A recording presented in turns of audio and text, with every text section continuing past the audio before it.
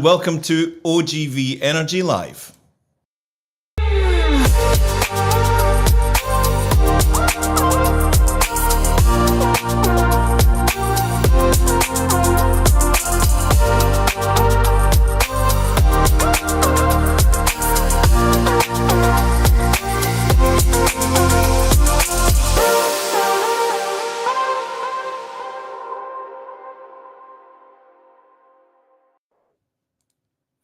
Hello, good afternoon, good evening, good morning, wherever you are in the world. My name is Eric Doyle, and this is OGV Energy Live, the offshore wind issue, coming to you live from reasonably sunny Aberdeen. Has been sunnier during the week, but it's a wee bit cloudy just now. This is our interactive live stream show where we bring you news and insight from across the energy sectors by bringing to life the UK's leading energy industry publication, of course, OGV Energy Magazine. Say hello and tell us where you're from. This is an interactive show. It's all about us being together and communicating.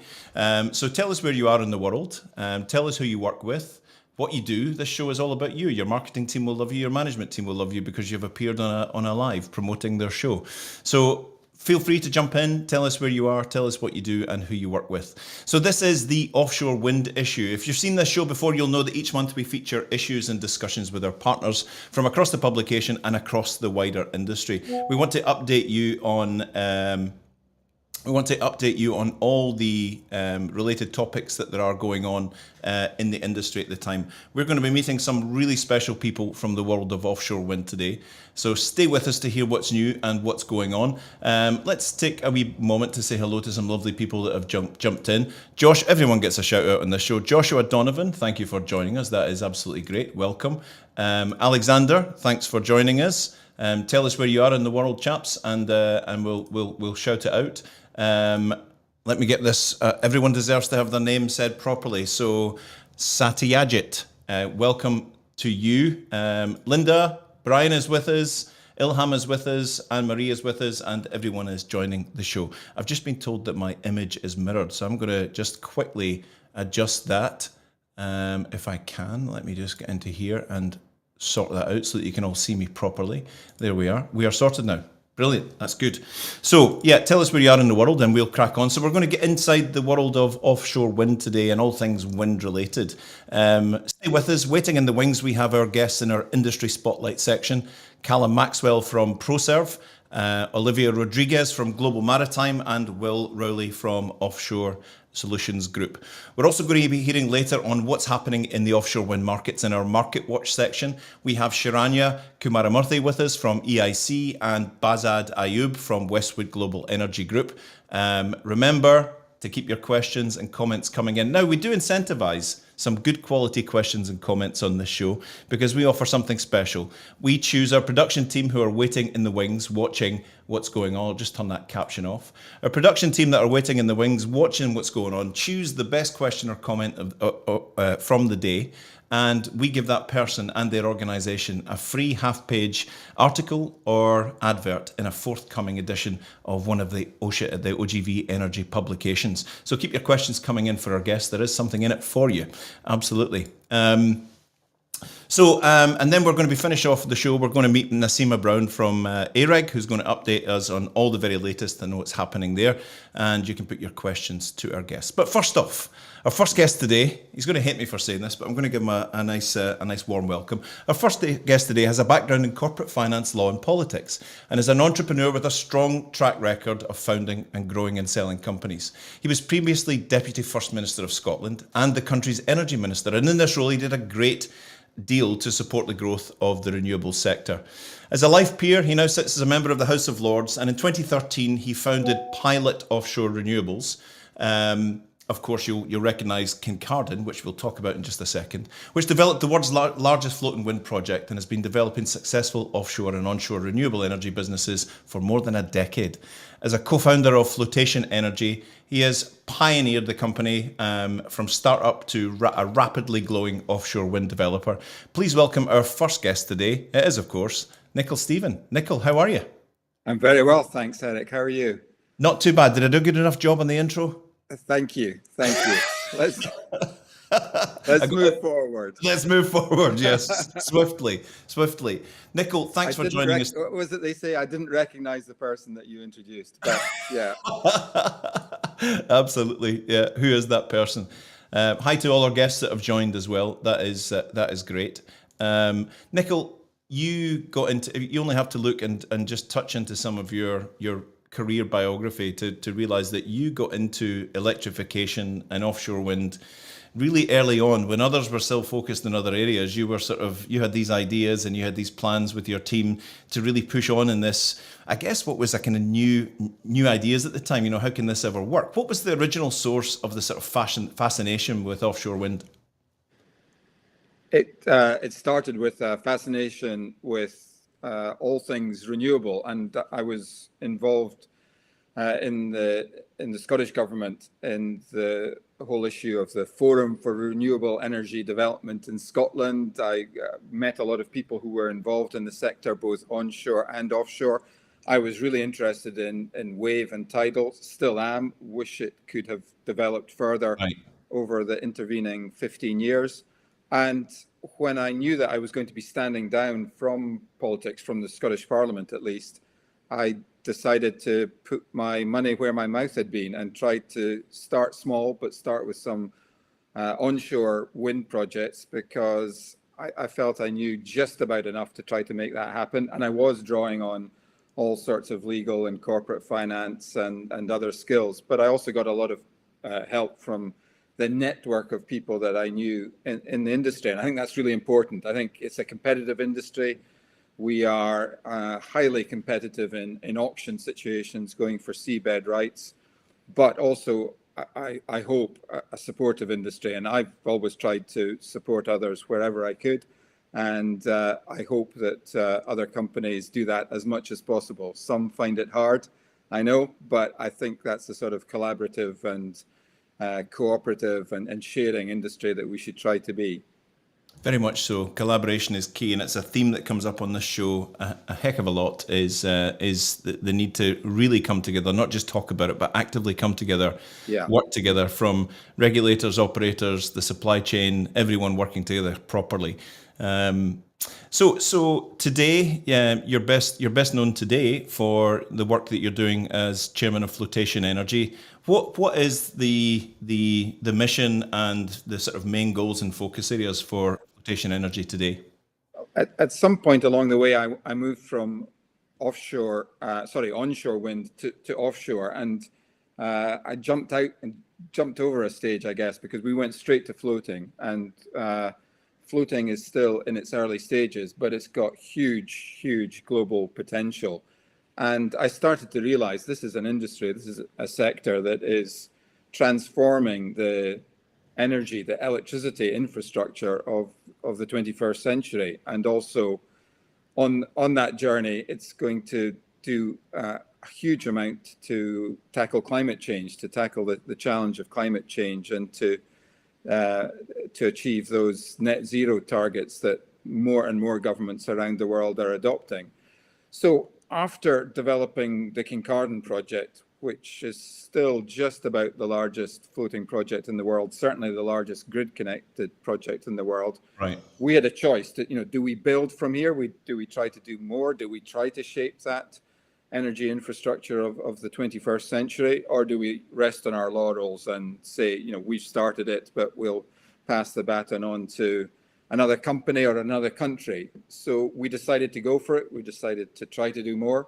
And that was only 5 years ago, but we now have projects right around the world. We have other projects in the UK, both fixed bottom and floating. And then internationally in Ireland, we're looking at other European opportunities. We've got projects in Taiwan, Australia, Japan. So it really has been a remarkable 5 years. And I can perhaps sum it up best by saying, when I first did my onshore projects, I had the ambition of maybe having a portfolio of 100 megawatts of projects. Now, Flotation Energy around the world is managing a portfolio of more than 12 gigawatts, 12,000 megawatts of projects, which is way beyond my wildest dreams when I started in this business in 2009. My goodness me. Yeah, you're all across the world. What are you won't be able to sum it up in the amount of time that we have, but um, typically for those who are watching in the oil and gas sector that have travelled around the world, we meet all sorts of different regulatory and even cultural issues working in different countries. Are you finding the same when you're moving from the vast history in floating and offshore wind that you have? Are you finding major differences in countries' approaches, or are we becoming more aligned with this sort of new energy source? No, there are some really big differences, especially at the front end in terms of consenting, local content requirements, grid connection, power purchase agreements. They're all different in each country, and big differences between England and Scotland even. Right. In Okay. England, we've now got two projects. One is a smaller scale demonstration project. We have to apply to different authorities in England for under 100 megawatts, over 100 megawatts. Scotland is all done through MS Lot, Marine Scotland. There are many differences, and within those countries there are changes being made all the time. And many government ministers make speeches about speeding up the whole process, how important this is, what a priority it is. And all I can say is, in terms of speeding things up, I don't see a lot of it on the ground in the individual organizations that are responsible for consents. I remember when I first went to somewhere like Dubai or China, and they explained how quickly they could implement a new transport project or a new renewable energy project. And I'm not advocating going to their systems, but I do advocate doing it a lot quicker. We could be far more streamlined. And I think it must be frustrating, including for those government ministers who make the speeches. It must be frustrating that we can't do things more quickly, more fleet of foot in the United Kingdom. Yeah, well put, well put. What do you see as the sort of the major definable chunks there that are causing these hold-ups in time? There are several, and that's what does make it complex. The consenting process has to start with doing environmental surveys, and it's entirely appropriate that those surveys are done. But there's a requirement for 2 years of surveys. Maybe an application could be lodged earlier in that process than having to wait for the 2 years. There's also the whole issue of getting your grid connection. I think anyone involved in the sector knows that that's been a huge challenge, and a challenge only set to get bigger given the scale of the awards in the ScotWind process. And again, these problems are common to every country. It's not unique to Britain. I should emphasize that. Then there are issues around, what sort of support mechanism is there? We used to have the ROC system. We moved to the CFD system. Prices came down enormously through the CFD process. It was a very good new system, but now there are challenges because prices internationally in the sector are starting to go up. People are talking about 30% inflation in terms of the cost of, for example, new turbines or the floating foundations that we're building or the fixed bottom foundations. So it's always challenging to try to get it right, to bring a project together. And there's no one single biggest challenge, but if there was one that I had to choose, it would be grid. Making sure that the grid, which you have to have huge sympathy for those who have been operating the grid. It used to be that you generated power in the big power stations, coal or nuclear, you put them onto a transmission network, and then you distributed the power to households and to businesses. No more. We now have distributed generation. We have lots of generation out in farms and estates around Scotland, around the UK, from wind turbines, from small-scale hydro schemes. And then you have the huge challenge of bringing power from offshore, onshore, and then distributing it. And there's been talk of building bootstraps off the coast, getting them in place, and then the time scale for that, because they need to be consented as well. They need to be built as well. When you start to talk about a 10-year time scale for that, you can see in the context of 2050, far less 2030 targets, 10 years just isn't quick enough. Yeah, absolutely. We have a question that's come in from one of our viewers today, John Butler from Global Maritime, a friend of the show. Nicol, do you find there's there's quality port infrastructure to support the build out of offshore wind? Well, the first thing to say is there are quality ports in Scotland and quality ports around the UK, but none of them were built with the renewable energy industry in mind. And for floating offshore wind, you need deeper waters, you need stronger quaysides, you need huge amounts of laydown areas. I mean, I hope many people either have seen the Kincardine turbines or will see the Kincardine turbines, and they are wonders of the modern world. Their tip height is around 190 meters, and the next generation will go bigger. The Shard, the Eiffel Tower, just to give you some context, the Shard is just over 300 meters. Eiffel Tower is about the same. And these are single structures with single towers and 3 blades. Huge structures. So the foundations underneath them are not foundations like a normal building or a standard piled wind turbine. These are more like the semi-submersibles that you get in the offshore oil and gas business. And to construct them here, to assemble them here, it needs a lot of thought, a lot of investment. And I would say if there was one area where government should be investing, should be committing, it's to make sure that we have the ports and harbours infrastructure. Because if we don't, we have, I think one commentator called it the embarrassment of having to go to other countries in order to deliver an industry where we are genuinely in the lead. Yeah. Well put. I hope that answered your question there, John. We've had another point made by Alexander McBeath. I'll read it out first, then put it up because it won't bring the whole question. Unfortunately, offshore wind seems to mean more onshore super pylons. What is Nicholl's opinion of the proposed contorted Teeling overhead line that's bringing pylons of up to 75 metres in height to Aberdeenshire and Angus? Any views on that? Well, I think that instantly identifies the tension that there are people who care passionately about the future of the planet, who care passionately about tackling the climate change agenda, achieving net zero, who don't like to see larger turbines. And I had to, when I was a minister, the whole issue of consenting Bewley-Denny was a big issue, and where to put in the bigger turbines, where to allow them, where to consider undergrounding. These are sensitive issues that do require community consultation, that do require bringing, wherever possible, local communities with you. But we do need pylons. We will need more pylons. We won't, I think, be able to afford to underground large sections. And the detail, the scale has to be sorted out by others. But all I would say is have the appropriate consultation, involve local communities, and then make a decision, and then fund it and get on with it. Make sure that it happens. Thank you for that. The same is true of offshore wind, onshore wind, wherever it is.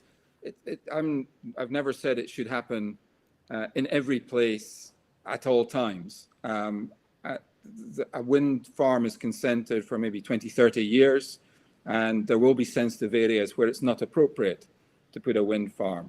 But there are many, many places where it is appropriate. And who knows what the future holds, whether it will be nuclear fusion or whether we do crack the whole issue of wave and tidal. But it's almost certain that the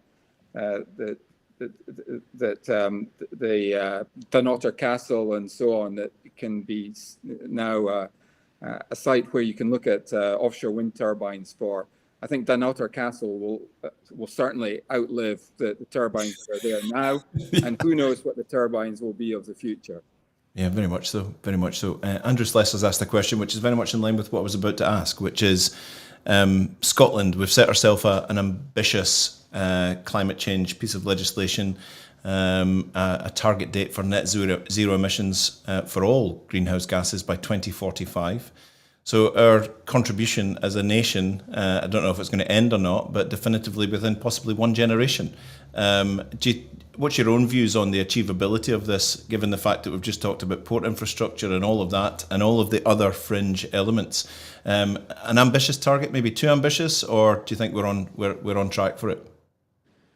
I'm ambitious and I'm optimistic, and you will hear from what I've already said that there are some small challenges there to overcome, but I'm sure that with determination and a huge amount of effort and energy, we can make it happen. There's no doubt that we've got the potential to do this, and achieving that potential is a big part of every day of my working life. Oh yeah. But the frustrations and the obstacles are too many at the moment. There really are daily frustrations and daily challenges. And in any one of these are big projects. I mean, we're now moving from projects that are hundreds of millions of pounds to billions of pounds. Our North Sea decarbonisation projects to bring renewable electricity to oil and gas platforms, each of them is going to cost many billions of pounds.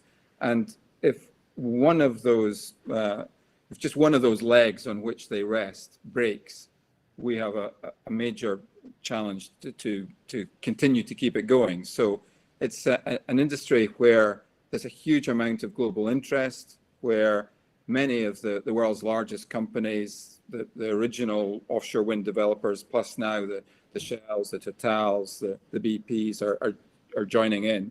So you can see that the level of expertise, the level of capital, all of that is just exactly what we need. But making these projects happen, delivering them on time and on budget in the current circumstances is a big challenge.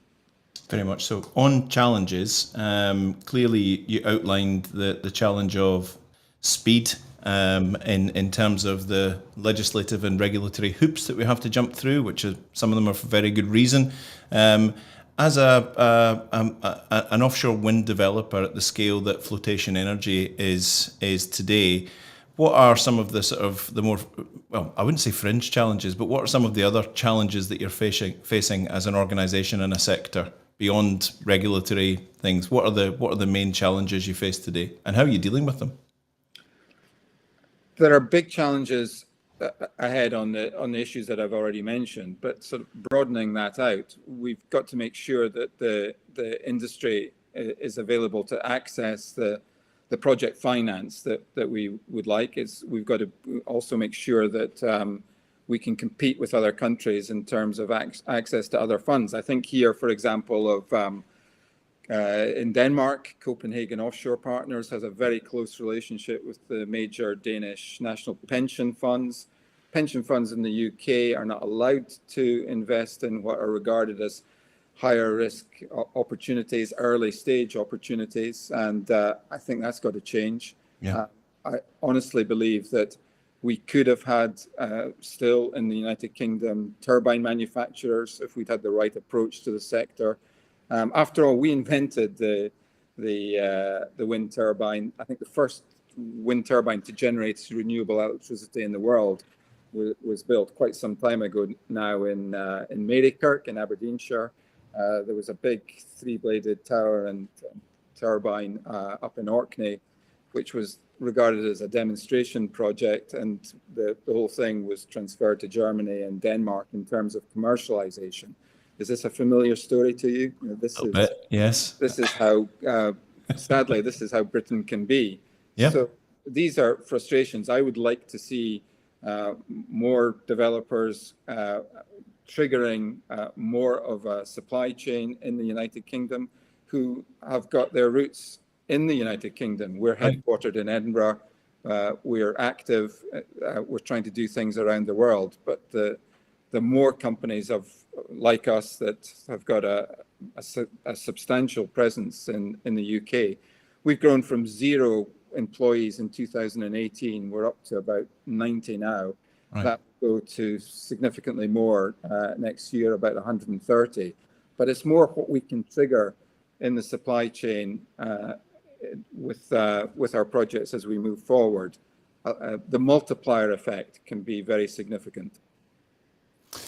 Derek, I think Nicol touched on the point you mentioned about Danish, German, Chinese and elsewhere. So thanks for raising that question. Nicol, just a point that's come to mind. I dabbled in the renewables world probably around about 2009, 2010. Like every oil and gas energy service provider, we all had this sort of meeting around the boardroom table. How do we get into offshore wind? how does that work? How do we get into renewables? How do we get into wave and tidal? And I remember packing up my little rucksack with my laptop to go down and give some presentations in the Central Belt to companies we'd never heard of and we didn't really understand.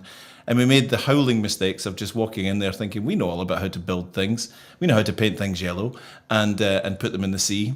And I remember being sent back packing to Aberdeen, rather embarrassed, after meeting with these wonderful scientists and technicians in the sort of early days of, well, not early days, but around 2009, 2010. Don't come down here with your oil and gas kind of service-minded attitude. You're going to have to rethink all of this. This is a different mindset. This is a different position. What is your message? Because there'll be people here representing organisations that are perhaps in oil and gas and thinking about transitioning and what they do, and perhaps have transitioned. But from the supply chain's perspective, having met probably thousands of them that want to show you their thing or show you their latest thing, what's your advice to the supply chain that are either thinking about transitioning or going deeper in their transition? Well, the first point is something of a caveat, because, for example, if you supply cables, we don't need cables next week or next month or even next year, but we do need cables, we do need substructures, we do need turbines, we do need anchoring, we do need eventually operations and maintenance. So there is a lot of work out there. There's a lot of work to be done. We want to do it in UK ports and harbours, in Scottish ports and harbours for our Scottish projects. So the timing is everything in business, isn't it? And making sure that when the time is right, you have got all the knowledge, all the network, all the connections to make sure that you're well placed to win the work. I think that is hugely important. We're talking about strengthening our ports and harbours or redeveloping our ports and harbours. But if you go to Ardis here today, you don't see very much. Cromarty, Nig, Invergordon are all gearing up for it. Forth ports are gearing up for it. I think many people in the oil and gas business are gearing up for it again, having maybe been burnt a little because it didn't happen quickly enough. Back to the point, timing is everything. It will happen over the next decade. I have absolutely no doubt about that. And I think floating will happen earlier than people were expecting. And especially in relation to floating, the utility company mentality, I don't think works, because the utility company tended to take the attitude that you've just described, which is we really don't need these so-called experts up in Aberdeen, these subsea people. We're going to do it our way and with our existing network of contractors. I think that's very difficult to sustain once you get into the world of floating offshore wind. And it is interesting that the Shells and the BPs and the Totals are coming into it. And I can assure you that flotation energy takes a different attitude, because we've got the experience of Kincardine. We've done it. We know how to do it again, and we know how to do it better. I mean, one of the big lessons, having done a demonstration project, is that you know what not to do as well as what to do. So I think it's coming. I think the transition will happen, but we do need a bridge still. We do need a bridge, because if jobs start to go from oil and gas, we need to make sure that the progress has been swift on renewables to pick up and to take over. So it's going to be challenging. It's going to be at times bumpy, but I believe that we can get to the other side, and that there are great opportunities out there. And if we can secure those opportunities in Scotland and in the UK, then we're so much better placed to take that expertise out around the world. Yeah, absolutely. And just in closing, talking about around the world and that sort of greater multinational, multicultural mix, as your momentum grows in Europe and Asia Pacific, could you explain your relationship with Tokyo Electric Power, TEPCO, and what that brings to flotation and what you bring to them? Well, we were in the very fortunate position that we were creating new projects, looking at new opportunities in many countries around the world. And we had blue seas. We had countries where there were no projects. There still are no projects, because in a place like Australia, where there's huge opportunity, the offshore projects have not yet been built. to build those projects, to carry on and to be an operator, to be an independent power producer, you need scale, you need a balance sheet. And we were realizing more and more that the list of competitors that we had, especially in an auction situation, required us to deliver these multi-billion-pound projects. And we were working hard in Aberdeen and in Edinburgh, other parts of Scotland, trying to deliver that through COVID, doing a lot of it on Teams. And we needed to have the credibility of the balance sheet. And Tokyo Electric Power Company is a very, very solid investor in flotation energy, a very good partner to work with. And they are the biggest utility company in Japan, the fourth or fifth biggest utility company in the world. So they bring that credibility that is very important if we are now going to get on and deliver. Very good, very good. We're going to take the last word from you today, if you don't mind, from Andy Watson. Andy's asked the question: what are Nickel's thoughts on making it easier for skills to remain in the UK and how they could be transferred to renewables without hurdles? It's a timely question because we, Flotation Energy, went to our first schools fair this week, and we've got a plan now to do more, not only with universities, but also with colleges, the whole issue of modern apprenticeships and supporting PhDs. There's a lot that we can do. It's easy to get very focused on your day-to-day business. And I always say that the reason I'm still doing all of this is that I want to do good projects with good people. But you start to realize that you've got to nurture those good people. You've got to hand the skills to the next generation. And there are too many people of my kind of age in the oil patch that just carry on doing it. They need to spend more and more of their time helping the next generation, passing the torch across. And that means a more sophisticated approach to skills. And it starts now. We need to do more of that. It's something oil and gas has traditionally not been as good at as it has tried to boast. And there's a danger that if we don't take it seriously soon, then there will be a skills gap for sure. Let's make sure that doesn't happen. A poignant end to a lovely half hour with you, Nickel. Thank you so much for spending some time with us today. We wish you and all of the team at Flotation Energy all the best in what you're going on to do. We could spend another couple of hours talking about what the future means and what's coming around the corner, but maybe if we could make a virtual date, to maybe have you on again at some point and cover what's happening in the future, if that would be okay. Thanks, Eric. I'd be delighted to do that. It's been a great privilege to take part, and thank you to everyone watching and listening. Thanks very much indeed. Thank you so much, and we'll see you later. Thank you, Nickel. Bye-bye. Wasn't that great? We heard all about it from a company at the cutting edge in installation and operation of offshore wind. That's truly fantastic. And thank you for all of your lovely comments and questions. We do appreciate them all. Sometimes we can't get to them all, but we try our best. Now we're moving on to our industry spotlight section of the show. This is where we feature the more sort of service-orientated part of the world.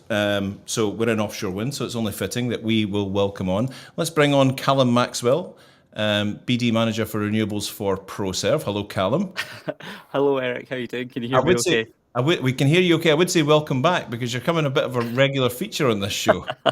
Well, I'm delighted to be back, Eric. Thanks for having me on, and also thanks to Nickel there for what was a really cracking discussion. It really was, wasn't it? It was lovely. It was lovely. Let's bring on Olivier Rodriguez, Marine Warranty Surveyor Renewables for a Manager for Global Maritime. Hello, Olivier. How are you? Hello. Are you okay? Can you hear us? I can hear you. Yeah, can you hear me? Yeah, absolutely. So we have Callum in where? Where are you geographically? Alva, the Halifax. And we have Olivier in Paris. Is that correct? That's correct. Still, yes. Absolutely. And let's bring on our third guest, Will Rowley from Offshore Solutions Group. How are you doing, Will? Hi, Eric. I'm very well from darkest Kent. From darkest Kent, Alva, and Paris. This is the beauty of offshore wind. I love it. It's brilliant. Absolutely fantastic. Gentlemen, thank you for joining us today. Wasn't that a fascinating half hour with Nickel? Definitely. Definitely. A whole lot of questions that come from it as well. Yep. Hopefully we'll tackle a few of those in the next segment as well. Jolly good. So let's bash on into it. Callum, we're going to start with you. We're heading to Alva. We're going live to Alva. Clearly, you're with Proserv. For those who don't know, it's such a well-known company. A little reminder for people who are sitting there, maybe out in a cave somewhere, who have never heard of Proserv, of what Proserv's focus is these days, and what your company is focusing on. Yeah, of course. So, for those that don't know or aren't aware, we've been around for about 60 years or so. From an oil and gas perspective, it's been delivering topside and subsea controls equipment with the focus of improving reliability of critical infrastructure. And when it comes to offshore renewables and predominantly offshore wind, we've tried to take that experience across into the monitoring of subsea cables and terminations through our partners, BPP Cable Solutions and Synaptech, and then into controls of offshore wind farms, so OEM agnostic control systems to allow for increased productivity in offshore wind farms as well. So again, when we talk about the skills transition, hopefully we're able to pull quite a lot of our very experienced engineering teams across both industries as and when required. Very good. And your full-time focus on renewables, right? You're full-time. That's right. So I'm the BD manager for renewables, which means I get the privilege and the pleasure of going out and chatting to all these wonderful companies across the supply chain and the developers and the operators to try and explain where Proserv fit within that supply chain.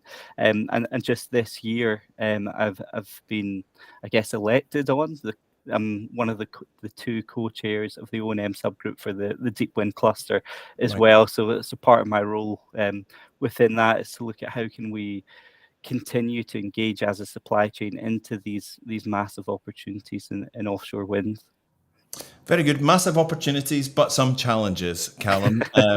Now, in speaking to you guys earlier, you were so interested in what you call the elephant in the room that you actually just started to call it the elephant in the room. That's right. And it is the issue of cable termination failures. You don't have to scrape the internet too much to look at failure points in offshore wind to hear stories about cable and termination failures. How is the industry responding as a whole, and where do we need to focus on? What are we not doing enough of? Really good question.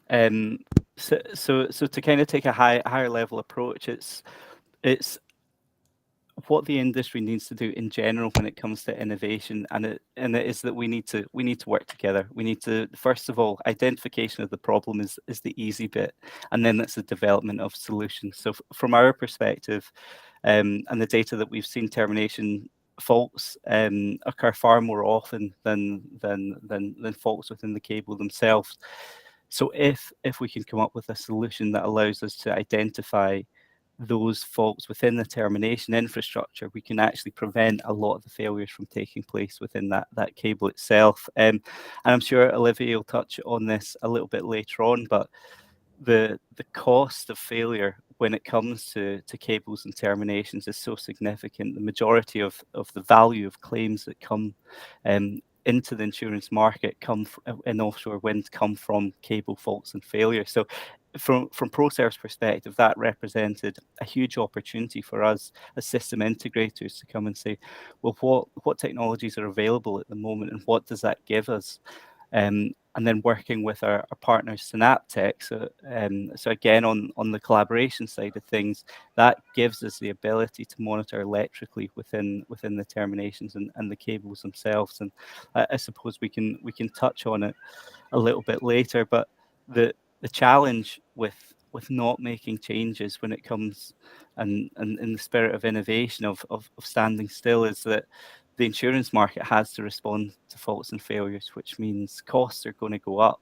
And as we've heard from Nicol, as inflation starts to hit the market, innovation will be the first thing that starts to suffer. And we need to make sure that as a supply chain, we can be resilient and continue to propose what the value of innovation is over a 35-year lifetime. I mean, touch wood, this inflation isn't going to last 35 years, which means if we can get innovation in at this early stage, then we can get ahead of it. Yeah, absolutely. We see that issue of insurance raising its head more and more often. Global underwater hubs, subsea cable insurance workshops and things like that are things that we didn't used to see. Now we see them. Completely. What can and should the industry be doing to work together to solve some of these challenges? What actually should practically be happening? Well, the Global Underwater Hub event is a great place to start. So Proserv, we were fortunate enough to be able to sponsor the event, and what was so important about that is it wasn't just the supply chain talking about how they could approach the challenge. We had developers in the room, cable OEMs in the room, we had insurance brokers, we had insurance companies in the room. So really within that 100 or 120 or so delegates, we had everyone that you would need to have a really grown-up conversation about where the challenges were, what the impacts were going to be, and what the solutions could be as well. So I think the more that we can have events that can pull in, the top end and the tier ones and the tier twos, along with the kind of innovators across the supply chain and those that are able to work a little bit more dynamically to develop solutions, then the better the outcomes as an industry we're going to see. Very good. Now, a buzzword or a buzz acronym around about Proserv is ECG, which is brilliant. I do like it. I do Thank like you. it. Perhaps a play on words, but you guys like to do things like that. So, improved monitoring. Where does ECG fit into the puzzle, and how is it really benefiting this whole issue of cable monitoring? Completely. So I've kind of touched upon it already. So if we look at the market and what technologies are available off the shelf, typically what you'll deploy if you're deploying anything from a cable monitoring perspective is a DTS system. So for those that aren't experts, that's a distributed temperature sensing system, and it uses the fiber optic within cables to allow you to monitor thermally that conductor temperature and get an understanding of if hotspots are developing, then something's probably going wrong with the cable. Now, that's very useful. That kind of covers about 1 in 10 of the potential failure modes within the cable. Then you've got distributed acoustic sensing systems, which are more mechanically focused and will look at the acoustic signature across the length of the cable. Again, that's very, very useful and allows you along that subsea cable length to monitor changes that might be taking place within cable insulation. But the missing piece of the puzzle, as we saw, was nobody was looking at the terminations despite the number of faults and failures that develop within them. So with our partner company Synaptech, we're able to use the same network, so fiber optics within the cable, to monitor electrically and thermally at terminations themselves. And then the next level up, now that you've got 3 independent system, is to stop them being so independent, is to pull that data together and allow you to analyze that in real time. So from our perspective, that is where that's ECG, that's electro cable guard at its heart, which is the correlation of industry proven technologies to try and identify at a far earlier stage when faults and failures are taking place within the cable. And if we can feed that information back into the operator, then they can be proactive with regards to how they want to manage risk and the decisions that they want to take. And ultimately, we are in kind of industry 4.0. We're in a data-driven environment. ChatGPT is everywhere. We should be using AI on as much and as many different systems as possible to allow us to operate and increase productivity as far as possible. And that's really where ECG fits in the spectrum. Thank you very much. Yeah, ChatGPT is every. I'm not actually here today. This is a ChatGPT representation of me. I hope it's doing a good job. Thank you so much, Callum. I'm going to jump across to Paris to Olivier. Olivier, everyone's been talking about so far cable issues, subsea power cables. You don't have to scratch the internet too far again to find out that subsea cabling represents about 10% of an overall wind farm's costs, yet is causing about 80% of the payouts for offshore wind insurance claims. Do you see this vulnerability or weakness of the subsea power cables as a potential challenge to insurability of offshore wind projects moving forward? Absolutely, and thank you very much for giving us the opportunity to speak about this. It's definitely one of the hot topic of the industry at the moment, and Global Maritime is directly involved in this. So the industry is starting to develop some responses and some tools against those risks. In particular, an organization called the Joint Natural Resources Committee, the JNRC, is publishing the scope of work and code of practice for marine warranty surveyors, and they have now given the prerogative to the marine warranty to look into the manufacturing process of the cable, and that's based on the observation that the vast majority now of faults are no longer due to external risks like the old drop anchors and deburial, but mostly to handling error in manufacturing stage or during the transport and installation phases. So when ECG is offering solutions in reducing the risks in the operation and maintenance phases, the marine warranty surveyor has the duty to reduce those risks in the early phases of the construction of the project. I see. Thank you. And Global Maritime, you guys are involved with a wide range of tech and geographic locations, bottom fixed floating wind farm projects in the US and Europe. What do you see being immersed in this as the main technical challenges for ongoing offshore wind projects? Yeah, I'm afraid there are very many elephants in the room these days. A herd of elephants, multiple herds. Yeah. So it'd be hard push to have an exclusive list. But definitely, I think the being involved in projects in the US and in bottom fixed and floating, or in France again with both technologies. I think the technology, the standards that are the common tools for the marine warranty surveyor to address and tackle the technical challenges are lagging behind the growth of the industry, and there's stretch marks of technical development, and makes that many issues and challenges don't have ready-made solutions. So I would mention the new geographies. Many of the standards and literature have been developed in traditional hubs of energy legacy, and the offshore renewable industry develops and appears in regions that don't have those this amount of data readily available. So new soil conditions, mid-ocean environment have not been analyzed in depth. All these are new issues that we need to find out-of-the-box solutions for. Sure, absolutely. I could also mention the first in series, like a lot of new technologies are being developed in the US context. We can speak about the feeder barge concept. Those elements of solutions are not new, but the way they are combined in a new industry can bring new challenges, and the risk is to apply ready-made solutions without thinking of the specificities of the industry.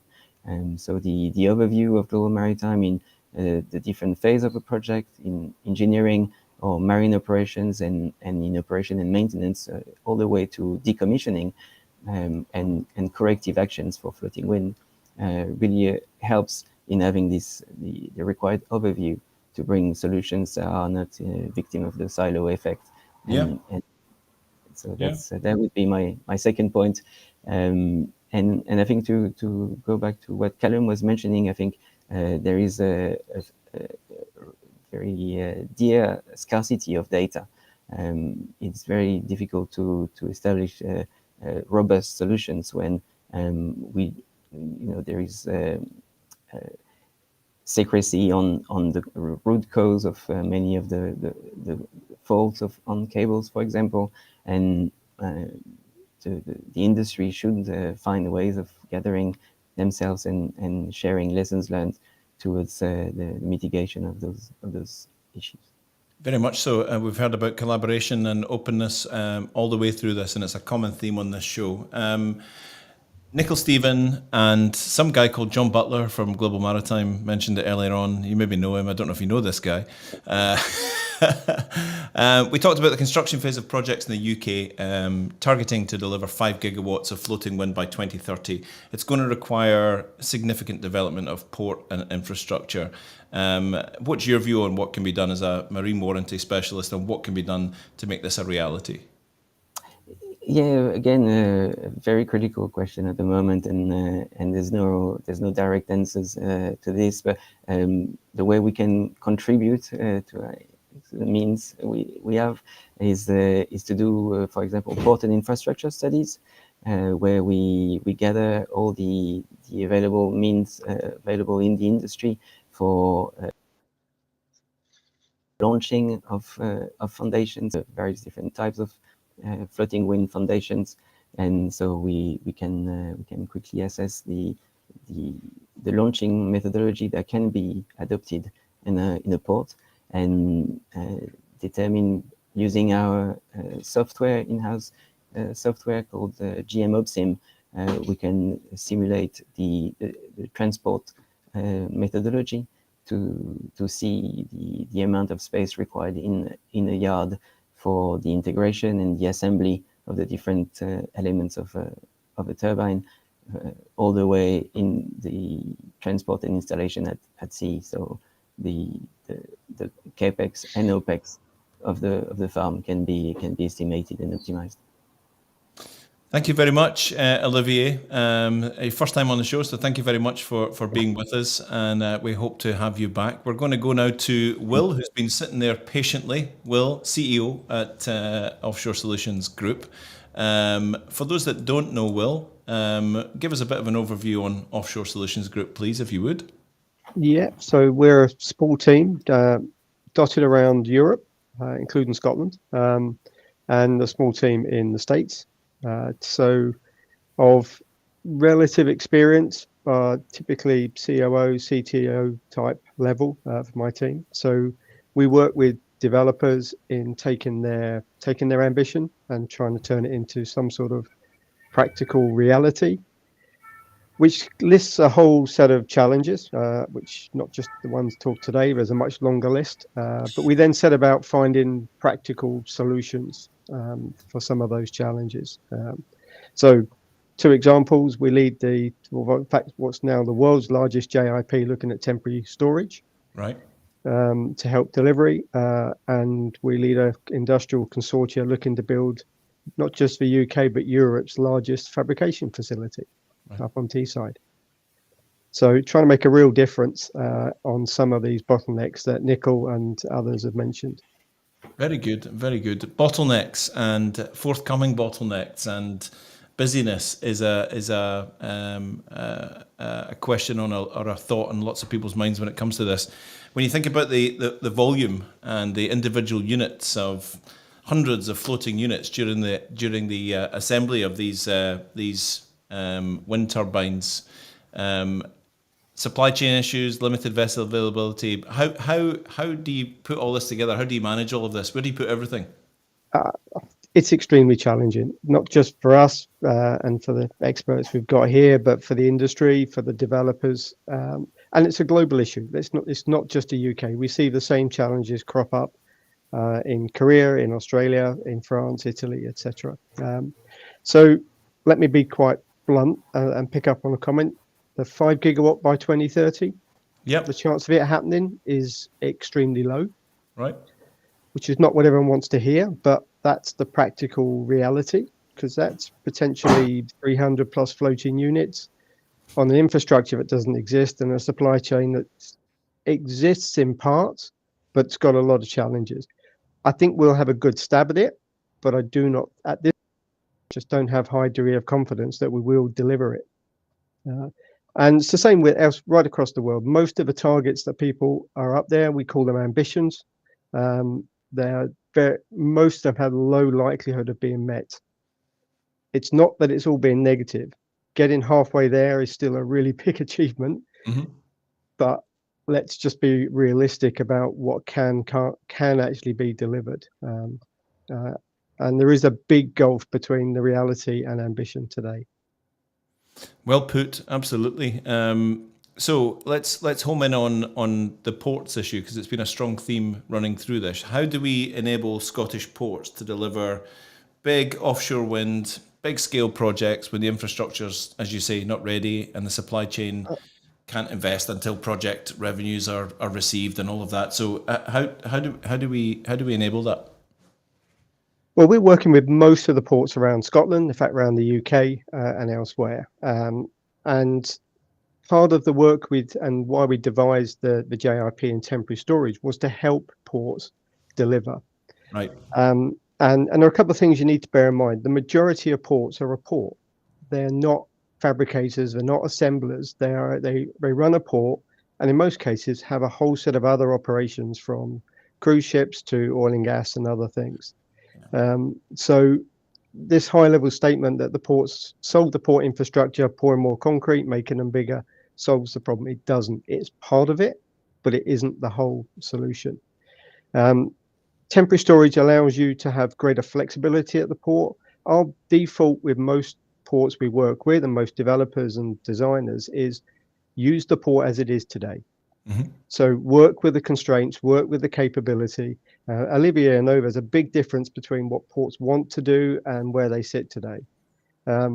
We're very much on the delivery side, so we have to work with them today. And temporary storage is one of those tools that enables them to have enhanced flexibility, as does the production facility we're building, which is about creating big modules so that you do final assembly locally in Scotland. And there are various ports that can do final assembly, but couldn't today tackle full assembly. They just don't have the supply chain, don't have the space, don't have the infrastructure, or the partners to work with. But final assembly could be a really good stepping stone that over a 10 or 15 year process, they could move into a wider part of the sector. So that's where we fit into it, is trying to enable the ports, work with what they've got today. Yes, if they want to go and pour more concrete, that would be great. But let's think about what we can do today. And what's your view on how the broader UK supply chain companies can support UK fabrication and assembly? And I guess the fine point is, without a domestic lead. What's your view on that? It's the UK supply chain is superb, and it's actually far more capable and with greater capacity than most developers and even most parts of government or governments realise. But you have a couple of key challenges, and Nicole picked on one, which is timing. The supply chain is in various tiers, 1, 2, 3, 4, depending on how you want to look at it. But they're really there to focus and deliver when these projects get to a stage where the orders are about to be placed. Now, we focus on the foundations and down into moorings and anchoring. And for most of those projects, that's 26, 27 when you're talking orders, if not later for some of the projects. For most of the companies, and probably 95% of the companies in the supply chain who are focused and have capability to support that, they're not even looking at it today. They'll be interested, they'll come to the conferences, they'll hear what's going on, but they'll know you won't be looking at orders for at least another 18 months, 2 years, might be 3 years, might be 5, depending on where they fit in the process. Mm-hmm. So they're excited by the prospect, but this timeline and lag between orders and then hence revenue is an issue. But in terms of capability, it's superb right across England, Scotland and Wales. Very good. Gentlemen, thank you so much for your time. We are spot on for time. Remember, if we've got any questions, we'll keep them here for as long as we can. We've got a minute left. Any questions for Will, Olivier or Callum, please put them to us. I guess, let me just see what we've got in here. We've got some people that are commenting. Chris made some comments about skills. Thank you for that. And he's provided a little website to go and have a look at. I think for now we are good. We'll see if there's any last. Well, look at that. Just a bit of praise, Will. Just a bit of praise from Nicola. Thanks, Will Rowley, for the honest words. Yeah, we need a bit of practicality and honesty around this topic. And thank you for that. We do this show to try and bring specialists in technology, people and new sectors and across the energy sector. We try and bring people together. If you like what you've heard from either Callum, Olivier, Will, or all of them, please reach out to them. You see their names. We put them on so that you can track them down, find them. If you want to extend that conversation, please connect with them. They're all very connectable. They're all lovely people, and you can extend that conversation with them individually. But for now, gentlemen, thank you. Great message on Cabale.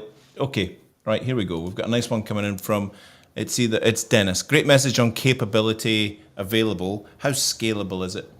Who wants to grab? I think that was for you, Will.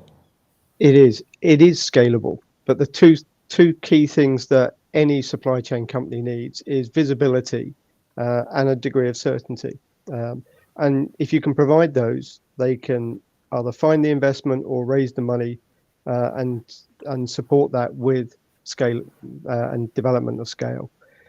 So you need to not just the high level numbers, and by training I'm a market analyst, so I can give the big high level numbers, but you've got to break it down into exactly how many tons of steel, meters of cable, how many connectors per cable, how many joints to support a certain piece of steel in a certain design. It's that level of detail they need to have the certainty and then the confidence. And that means engaging early with the supply chain, which, to be fair, most of the developers do. It really needs to go to the next level. Given the certainty, given the scale, people will invest because it's a straightforward business opportunity, and that will provide scale. Very good. A great answer to a great question. Thank you, Dennis, for putting it up there. Thank you so much, guys. I'm going to let you go. Just before we go, we're about to move into our market analysis section. We call it Market Watch. And in our little prep session earlier this week, I let the guys know that our next guests, Bazad Ayoub, is from Westwood Global Energy Group. And you told me an interesting fact about that, Will. What employee number were you at Westwood?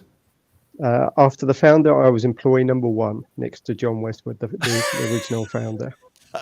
So many years ago, back in the 90s. Back in the 90s. I absolutely love that. 6 degrees of separation on this show. It's absolutely beautiful to watch it. Gentlemen, thank you so much for your time this afternoon. Please remember to reach out to these guys and extend the conversation. Callum, Will, Olivier, thanks very much. Thanks for having me. Thank you all. Thank you you. later. Appreciate Bye-bye. it. There we go. That's us back now. So, as I said, it's Market Watch time, and we've got, let me bring on Bazad, who's been with us before. Hello, Baz. How you doing? Hi, Eric. I'm good. How you doing? Not too bad. Did you like that little employee number 1 behind John Westwood himself? Yeah, I don't know what number I am. Absolutely. And we have a lovely new face to join us. We have Sharanya Kumaramurthy with us today from EIC, in place of the kind of like stalwart of this position of the show, which was Neil Golding. Welcome, Sharanya. Welcome, Bazad. How are you doing? Good, thank you. Thank you for having me. Big shoes to fill from Neil, but it's been great conversation so far. So excited to see where it goes. Absolutely terrific. Bazad, we're going to start with you. So we have all the market analysis offshore wind power in the world on the screen right now. So we expect big things. Baz, when we were talking before, you were talking about a report that you wanted to sort of share with us. Was it Tackling the Cost of Innovation Challenge in Offshore Wind, something like that? Cost inflation. Cost inflation, absolutely. So this is all about offshore wind, tackling the cost of that. And what do you want to tell us about it? So we recently released a white paper on cost inflation in the offshore wind sector. So what we did is we undertook a market study in the first half of this year, engaging directly with the offshore industry. The white paper is available now to everyone. So if anyone wants a copy of that, just message me on LinkedIn. I can send across the link and you can download it. And in terms of, I guess, the key findings, what we did is we engaged directly with the offshore wind industry, with developers, with supply chain, etc., as part of a survey to see how cost inflation has affected them, their projects, their companies. The vast majority of respondents in our survey reported that cost inflation in the offshore wind industry had a detrimental effect on their business. Right. A plurality of respondents indicated that they had seen cost inflation of 11 to 20% since 2021, with a small number reporting cost increases north of 30%. Nearly 3/4 of respondents indicated that they had begun to review the viability of their projects in light of recent cost increases, and over 90% indicated that decision-making had slowed as a result, resulting in delayed investments, price rises, and renegotiation of existing details were also reported. And on the back of that, we've updated our own internal models to reflect our new insights into offshore wind costs. So this has resulted in us increasing our expected offshore wind capex to be higher overall for project costs. So we're estimating cost inflation could add an additional $280 billion in capex for the offshore wind industry, excluding mainland China, over the next decade. So those are sort of some of the key findings around our survey. And in terms of, in reality, we've been seeing reports of how cost inflation is affecting projects.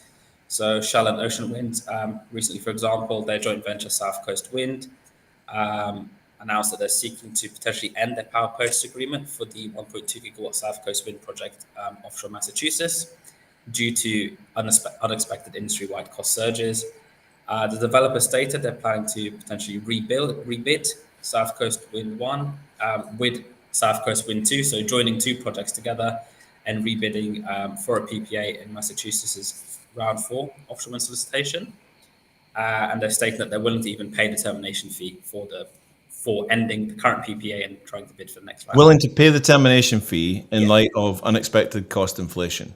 Essentially, I think they potentially see that the termination fee will, create less financial issues if they get a better PPA overall. And by joining the two sites together, they can develop it as one larger project and reduce down costs in those ways as well.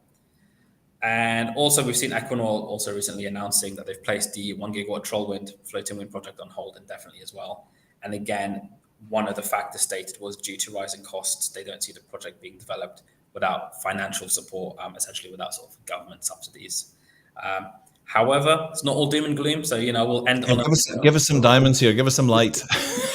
So, again, recently we saw in Ireland, they've selected the provisional winners of their first offshore wind support scheme. So it's been a long time coming for Ireland. The support scheme has been awarded to projects at a weighted average strike price of 86.5 euros per megawatt hour.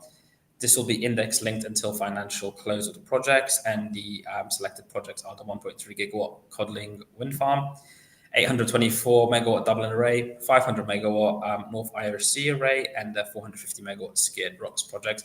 So it's good we're seeing Ireland are finally sort of pushing through with their offshore wind sector. I think they've got a target of around 5 gigawatts by 2030. So, this will be the first sort of batch, and I think they're already planning round 2 of the support scheme.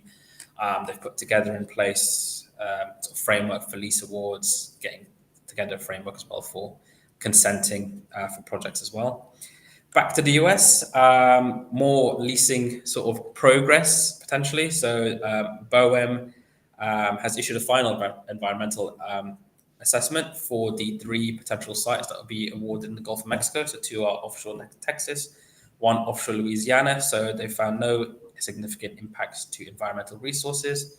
So this is sort of another step forward, to potentially leasing out those sites. I think the plan is, if they go ahead with it, to have a lease auction for those 3 sites by the end of this year. Over to INTOG. So exclusivity agreements have been signed by all 5 of the innovation category projects within the INTOG round. So agreements have been signed with Crown Estate Scotland. And this means that project developers can now start undertaking development work. They can start looking to do work in regards to consenting. And these innovation projects have a combined capacity of almost 500 megawatts. And finally, in South Korea, Copenhagen Infrastructure Partners announced that they've signed an investment notification form. This has committed them to investing $350 million on South Korean offshore wind projects. And CIP has stated that investment will be used to help fund development and construction of both fixed and floating wind projects that they're working on in South Korea, along with their development partner, Copenhagen Offshore Partners. So, as I mentioned, not all doom and gloom. Things are continuing to progress in established and new markets as well. Very much so, absolutely. So, as you said, on that cost of inflation report or study, people can DM you on LinkedIn. You can send them a copy. That would be absolutely that'd be great. Are EIC going to publish that on the Westwood going to publish that on the website? I believe there's a link. So we just, I think the link should be on the website. Have a look. If not, just contact me. I can send across the link. And then Very good. You heard it here first, folks. Yeah. Thank you, Bazad. Brilliant. Sharanya, how are you? I'm good, thank you. How are you? I'm very well, very well. Glad to have you here. Thank you. So, EIC have been doing a heck of a lot recently. What other countries should people be aware of, and what they be looking to on offshore wind outside of what Bazaz just said? Yeah, so I think you've already mentioned a lot of the key markets there. So Ireland, US, they're doing a lot on their front as well. But I think just globally, when we look at it as a whole, there's a lot happening in offshore wind where we're seeing well over 720 gigawatts to come online by 2030. So I know there's a lot of partnerships and announcements and plans being announced, but when you see those figures, it's quite, yeah, it puts it to perspective as to how much needs to get done, I think. But I think we're seeing a lot of interest from not only the countries that have been doing offshore wind for a while now, so Denmark, Belgium, Germany, Netherlands, but a lot more newer countries coming in as well. But when we look at those mature markets, so that European aspect of it, they're continuing to add to their pipeline that they've already got. So they're looking at newer ways to build their capacity pipeline. So the energy islands, they're looking at focusing on their transmission now. And they're also looking at green hydrogen and other ways of system integration to kind of build on that capacity addition. Floating offshore wind as well is very big in Europe. We're seeing about 40% of their pipelines currently represented by floating offshore wind. And countries like Norway and France are kind of leading on that front too. But one region I want to mention is Asia Pacific because it hasn't been touched yet. Right. And we're seeing a lot on that front.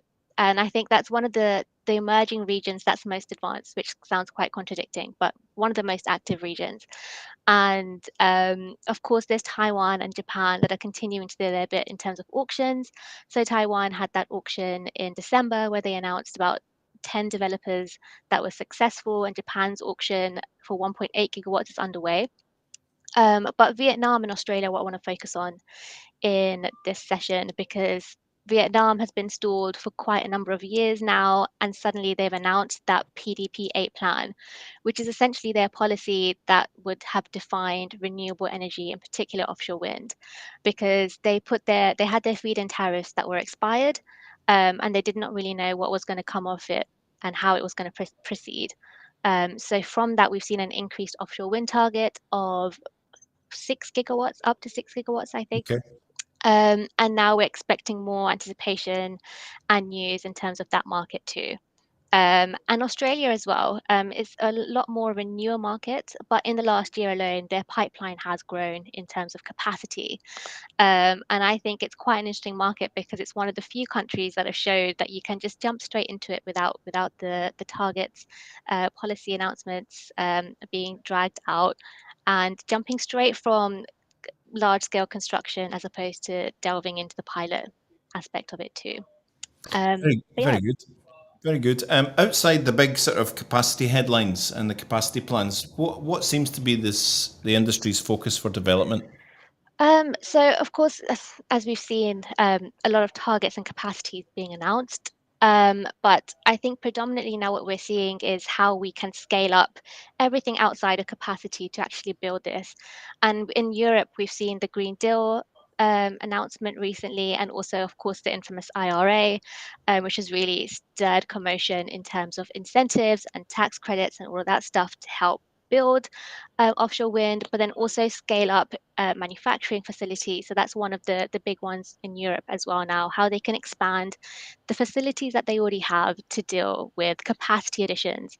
And also permitting. Permitting is one of the big issues that they're now starting to discuss. So that's one of the key ones that they want to reduce the time on in Europe, but also USA as well. Because I think in California, it will take about at least 10 years with lots of different the state, but then also the federal government, so on. All of them have to get involved, do their own bit. Oh, yeah. Even in South Korea, I think only 2% of projects have been consented at this front. So permitting is a big one that people are now starting to discuss. And finally, the big one, of course, grid. Everyone's kind of concerned now as to how grid capacity can cope with all of this. So in terms of outsider capacity additions, that's the kind of conversations that we're seeing on a government level as to what needs to happen next for offshore wind. Very good. Thank you for that. My goodness. And generally, from your sense, what is the feeling that you're getting about how UK supply chain companies are feeling about the industry? I'm scared I'm going to ruin that positive ending that we just had from Westwood. Okay, thank you very much for coming, Sharon. Bye. No, kidding. But yeah, no, as we saw from Westwood, the figures are staggering as to what's expected, and it sounds like a very good report. But the same thing is from the ground, from supply chain companies, is that there's a lot of optimism and excitement for the industry as you see all these figures, but there is, when we speak one-on-one to these companies, there's a lot of fear. There's an underlying fear for like tangible opportunities and how this will actually play out. Because I think this time a few years ago, I think like you said in the beginning, there was a lot of like optimism and naivety to an extent when you walked into the industry, when you see all these figures thinking, yes, this is great. Yeah. But now when we look at it, I think a lot of these companies have a lot more of a reality headspace, realistic headspace, because they see all of these news. They've seen, the OEMs and turbine suppliers struggling with financial losses, and they know when they move into the market, this could impact them because their supply chain constraints will move down the line and affect these smaller companies. And it's also it's contradicting for them because they see a lot of these targets and partnerships being signed by these developers, but they also hear of these big companies pulling out of certain markets as well, like Ørsted now no longer wanting to work in Vietnam despite these policy advancements, mainstream renewable power now pulling out of Japan and parts of the US. So it doesn't give them a lot of hope. And I think it because the oil and gas sector now, it's not dying, and the profits in that for them are a lot more nicer than offshore wind, I think. So there's not a real incentive for them right now, and it's as nice as it sounds, it's a lot harder for these companies to transition. So when it's so much of a struggle and it's somewhat saturated, and it is easier to stay in oil and gas, we're seeing that decline in an urge to jump ship just yet. Absolutely. Yeah. Thank you so much for that. Bazad David Linden has gazumped you and posted a link to the study. Thank you, David. That was very good of you.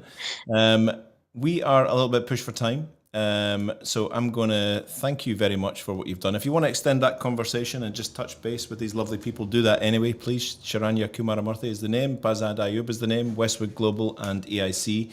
And extend that conversation. And, it's all about data. Olivia was saying earlier on that some projects are struggling because we don't have enough data. Having the data positions you, enables you to make decisions that can affect where you're going to point your company and point your resources and all of that. So thank you very much for joining us. It's been a pleasure, and we hope to see you again next month. Thank you, guys. Thank you. Bye-bye. That was excellent. Thanks to Bazad and Sharanya. We are coming into the last section of our show. Thanks for sticking with us, and thanks for still adding in your lovely comments and questions. We are going to go and get an update on, for many of us, an acronym that we've known for many years. We're going to hopefully join, if her video is working. Nasima, can you hear us? I can hear you. Can you see me or hear me? We can hear you, but we can't see you. Oh, well. You want to have a little fiddle about with the video buttons? I am fiddling with it. I think I've been patiently waiting for the last hour and a half. You have, and you looked splendid before the show started. So I don't know how long. Maybe I can just get on with it, and perhaps the video will just decide to magically happen. Yep. So anyway, good afternoon, everyone. Thanks, Eric, for inviting me today.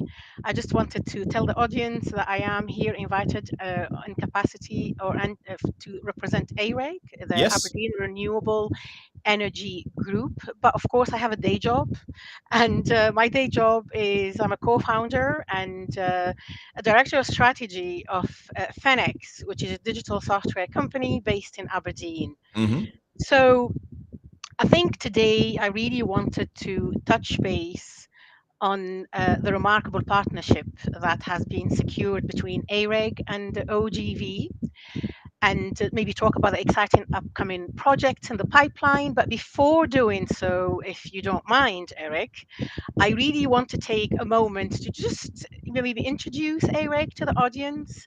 Yeah, I think lots of people have got a perception, and I think that term AREG's been around for many years in some of our minds, and we may have formed conclusions, but there's a new drive and there's a new energy. Before we do that, Nassima, while we're talking seamlessly, if you go down to the bottom of the screen, there should be a little settings button. If you click on that settings button, there'll be a video button, and you might be able to flick on your video for us. That might work.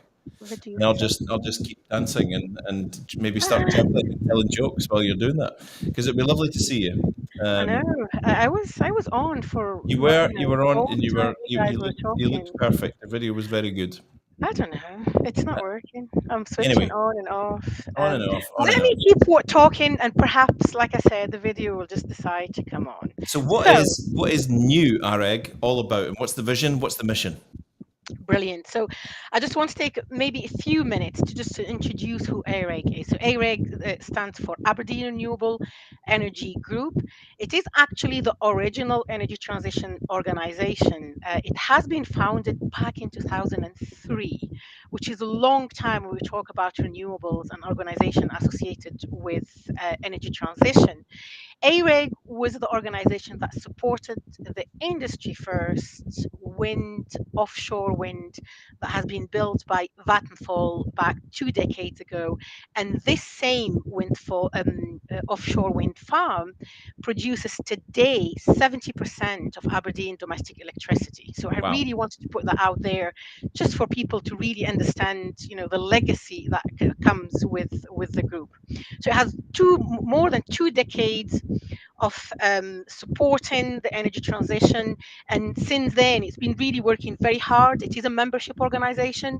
It's been working hard to empower the energy supply chain and really showcase the expertise of the members that they've been really loyal. So today, I think AREG boasts more than 270 members from all corners of the world. And it really focused what AREG really, how it works with its members.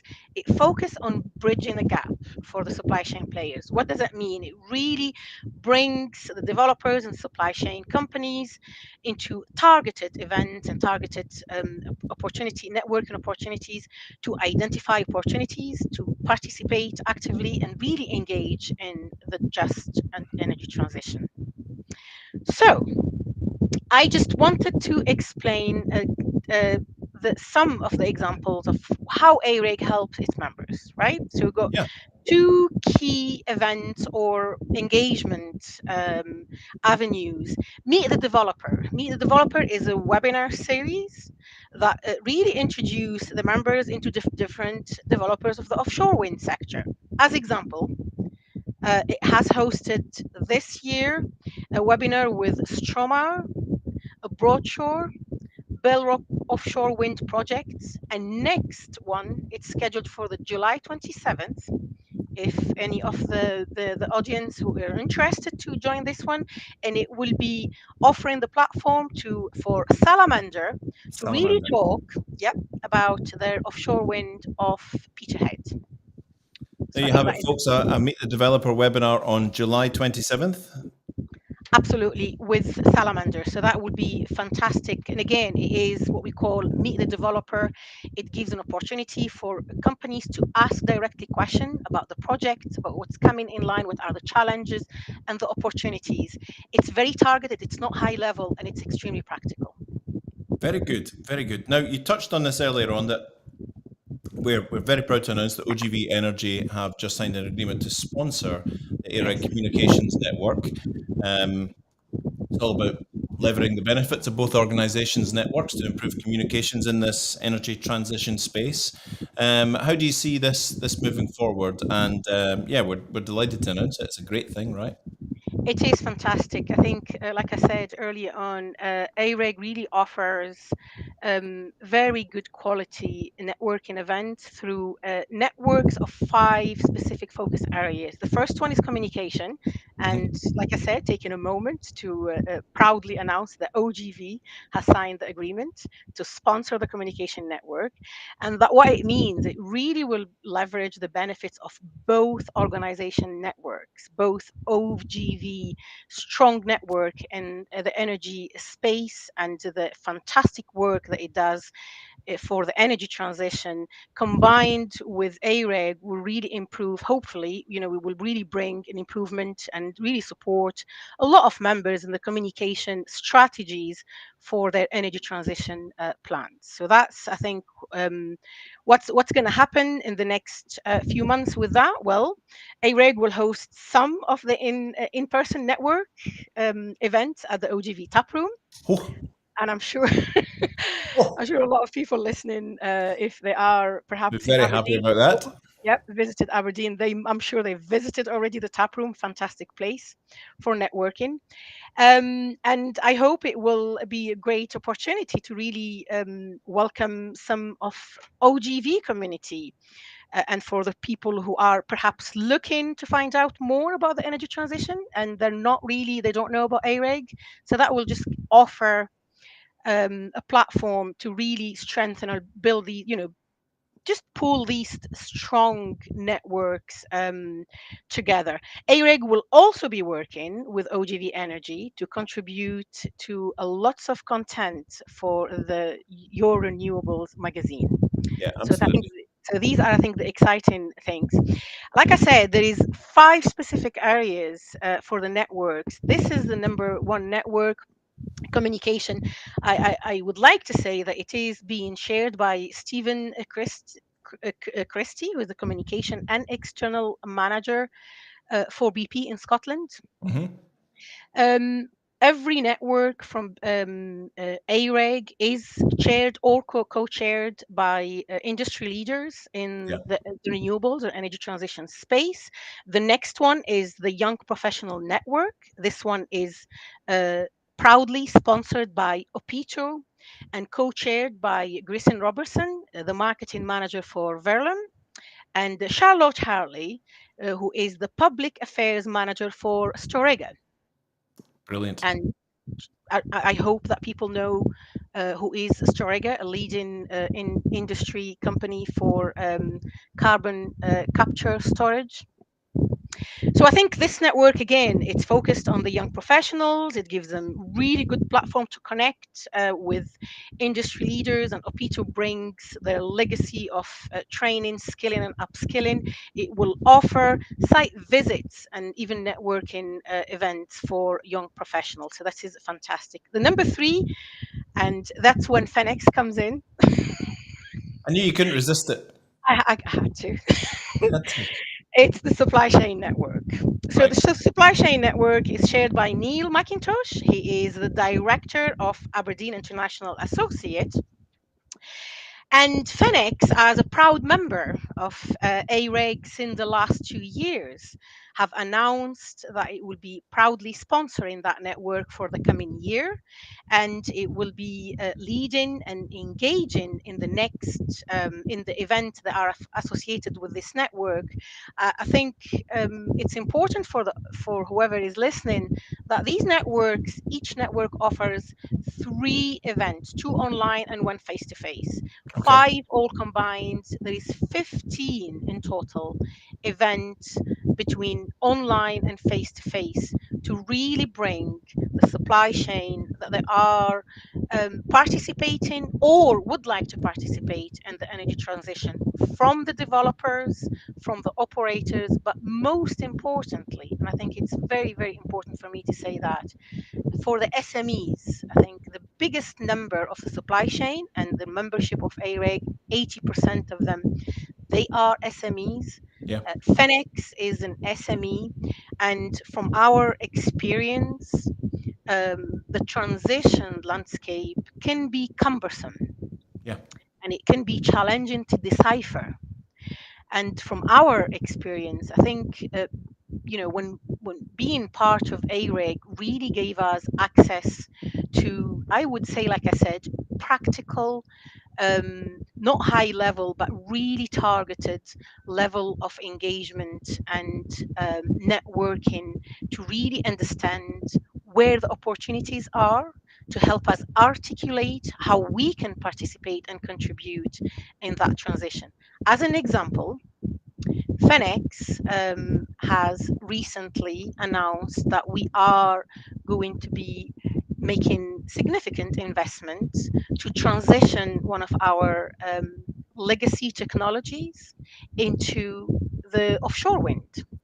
And I think our engagement with AREG and our sponsorship and support of the supply chain network, for us, we see it as a vehicle to really have access and engage with the industry expert, understand the challenges and help really to accelerate what we are trying to do. And like what everybody was saying earlier on in the conversation, the transition is not easy for everyone, and it's not a playing field for everybody. It can be very cumbersome, and it can be really challenging, especially for SMEs. So but AREG is there to help demystify some of this and help with planning and help with activities that can help with that transition space. Well, I think that's, like I said, speaking from the Fenex experience, that's exactly what is happening, and that's exactly what we're doing. And we are looking forward to meeting, there's lots of companies, and and it is a mix, not just, like I said, offshore wind developers or renewables operators. It's a mix between SMEs, academia, organizations like OGV, and really critical players in the scene to really just help companies like us to actually articulate what we call, maybe a simple but winning strategy. I love it. Nassima, we have denied everyone of a vision of you today. I think we owe you I'm really vision. sorry. We'll have you on at some other point for maybe an update on how the whole communications networks are going and how all of the engagement sessions are going. But for now, if you'd like to extend that conversation or find out more about what Nassima was saying about AREG and helping you with that transition, with real practical doing things, please drop her a line. She will accept your conversation, your DM, and we'll probably want to meet you and have a discussion with you, or we'll catch up with you at one of these communication networking events. Nassima, I'm sorry we never got to see you, but we'll do it again another time, I promise.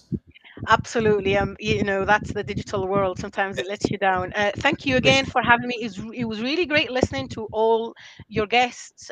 Fantastic talk. And I look forward, like I said, to the upcoming events that we have with you guys. Will be a lot of them face to face. So we'll see you in the tap room. Thank you so much, Nassima. We will catch up with you later. Thank you. Thank you. Bye-bye. Well, thanks to everyone who's been with us today, all of our guests, and all of you that added in these lovely questions and comments. I said at the start of the show that we like to give away a bit of a prize. There's not a lot of science in this.